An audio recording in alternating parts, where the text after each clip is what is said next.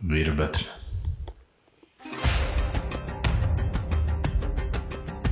वीरभद्र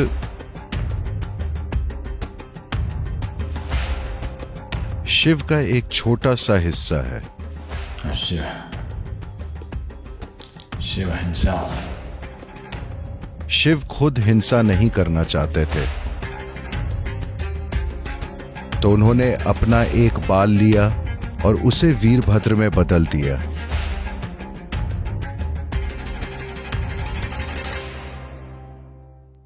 शिव के जीवन में एक ऐसी स्थिति पैदा हुई थी जहां एक बहुत बड़ा अन्याय हुआ था, जिसकी वजह से उनकी पत्नी सती उसका शिकार हुई और उन्होंने खुद को जला लिया था। जब शिव ने यह सुना तो वे कुछ करना चाहते थे, पर उनके कुछ हिस्से इतने शांत थे कि उनका सिस्टम युद्ध के लिए तैयार नहीं था। तो उन्होंने अपना एक बाल निकाला और उससे वीरभद्र को पैदा किया। वीर यानी बहादुर या साहसी। वीर शब्द असल में वीर्य शब्द से बना है। वीर्य का अर्थ है शुक्राणु, यानी वो बीज जिससे मनुष्य का जन्म होता है।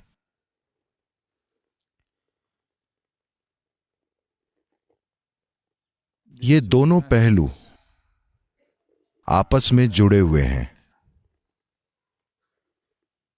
यानी शिव के जीवन का महत्वपूर्ण पहलू यह है कि उन्होंने कभी अपना शुक्राणु नहीं गिराया। तो इसका महत्व बस यही है कि शरीर की बुनियादी जीवन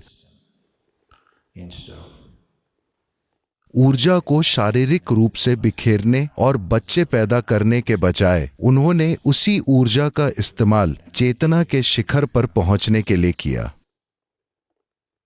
उनकी ऊर्जा सिर के ऊपर से बिखरती है।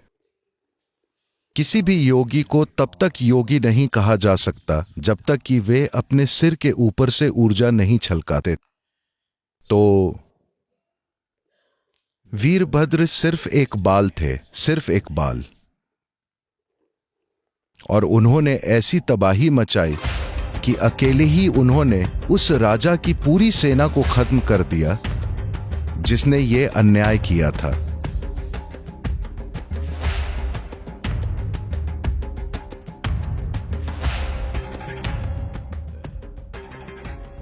इस कहानी से यह बताने की कोशिश की गई है कि क्योंकि शिव ने अपने सिर के ऊपर से अपना वीर्य छलकाया था, इसलिए उनके बाल इतने शक्तिशाली थे कि सिर्फ एक बाल से पूरी सेना नष्ट हो गई। और एक बार जब कोई इंसान बच्चे पैदा करने की प्रक्रिया में शामिल नहीं होता है, तब स्वाभाविक रूप से उसका शरीर से लगाव बहुत कम हो जाता है।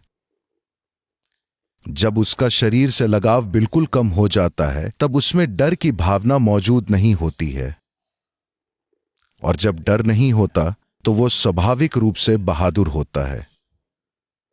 वीरता इसी का परिणाम है।